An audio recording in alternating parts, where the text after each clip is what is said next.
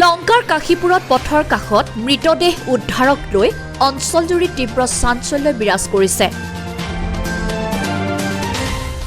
ৰাতিপুৱা যাতায়াত কৰা স্থানীয় মানুহে প্ৰত্যক্ষ কৰাৰ পিছত চৌদিশে কথা বতৰা শুনি পৰিয়ালৰ লোক আৰু প্ৰশাসন আহি উপস্থিত হয়।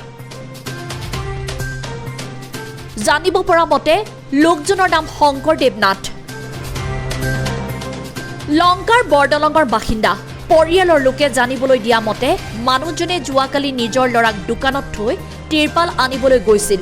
ইয়াৰ পিছৰে পৰা মানুহজন খবৰ নোহোৱা হৈছিল। ৰাতিপুৱা আহিছে, দোকান খুলিছে, দোকান খুলি তাৰ ল'ৰাক বহাইছে, বহাই বুলি কৈছে যে মই এটা তিৰপাল লৈ আহোঁ।